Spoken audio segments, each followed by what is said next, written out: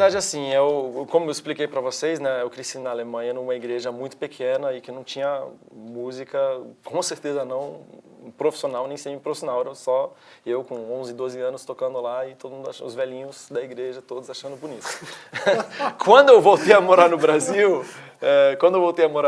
já com 15 anos de idade, eu caí de paraquedas numa igreja no interior de São Paulo, numa cidade chamada Hortolândia, que também é um internato adventista, onde eu fui estudar, chamado IASP. Então, eu caí numa igreja com 2.000 membros, dos quais 90% eram jovens.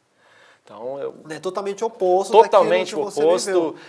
No colégio, na época, tinha 2 corais, um de 160 vozes, um de 120 vozes, só de jovens. Tinha um coral de adolescente de 80 vozes, tinha um coral juvenil e um coral infantil.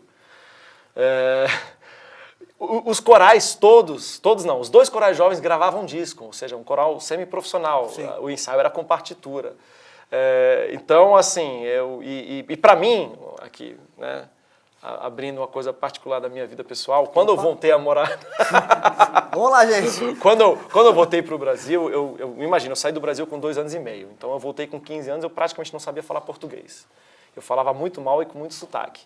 E eu sempre me defini através das coisas que eu tinha para dizer. E aí eu me vi numa situação em que eu não conseguia dizer nada, em que eu não conseguia me expressar, em que eu não conseguia me definir. Imagina isso, na plena adolescência, você querendo descobrir quem você é. E aquilo que me caracterizava, então, como ser humano, foi tirado de mim, que era a linguagem. Me expressar, transmitir ideias, etc, etc. Foi quando eu conheci a música. E foi quando eu conheci a música cristã. Porque até então, eu estudava música erudita, música renascentista, música barroca. Entendeu? E foi quando eu descobri cantar. E eu sou um péssimo instrumentista. Mas eu rapidamente descobri, embora eu estivesse anos-luz atrás das outras pessoas que estavam no coral e cantando no grupo, que depois eu entrei logo também no grupo, porque eles cantavam desde criança e eu não, ou seja, eles tinham a voz deles já razoavelmente educada e eu não tinha, era uma pedra bruta, que ainda precisava de muita lapidação, mas eu notei que eu fazia os exercícios, eu treinava as coisas, eu identificava os erros, o que eu não achava bonito na minha voz, e com os exercícios que eu mesmo inventava, totalmente autodidaticamente, eu percebia que eu melhorava, e eu tinha como que eu vou dizer, um aprendizado, uma facilidade, essa é a palavra, eu tinha uma facilidade para cantar, para aprender coisas na área do canto que eu não tinha na área de tocar. E o instrumento mais maravilhoso é a voz humana, né? Sem sombra de dúvida, não tem jeito. O instrumento mais completo, que mais emociona, é a voz humana.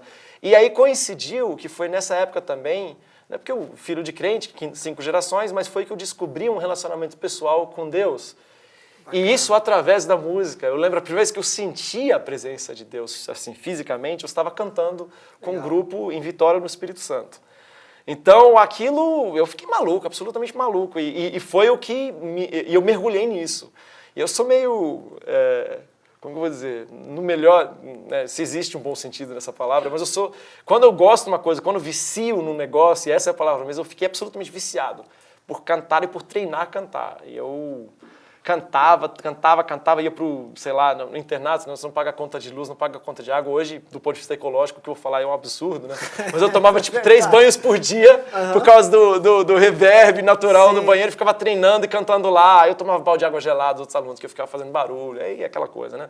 De internato. Mas eu realmente me dedicava a isso, tipo, 1 hora, 1h30 por dia. E eu fui identificando, eu fui treinando coisas diferentes. Eu não sei se é a mentalidade, entre aspas, alemã, que em parte eu herdei por ter sido educado lá, ou se isso tem a ver com a minha personalidade mesmo, mas eu fui identificando, por exemplo, eu queria treinar a afinação, aí eu inventava um exercício para isso.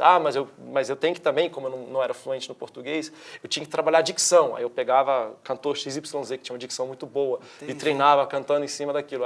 Mas eu não posso deixar de lado também a interpretação, dinâmica, tal. Aí eu também preciso treinar elementos embelezadores, sei lá, o melisma, o vibrato, que eu não sabia nem fazer vibrato, como eu conseguia cantar. E eu